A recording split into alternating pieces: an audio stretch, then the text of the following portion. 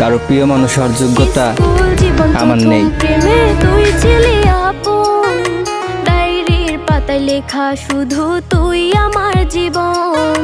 দিন ফুরিয়ে মাস পেরিয়ে ফুরালো বছর, আজও তোর স্মৃতিগুলো বুকেরই ভেতর।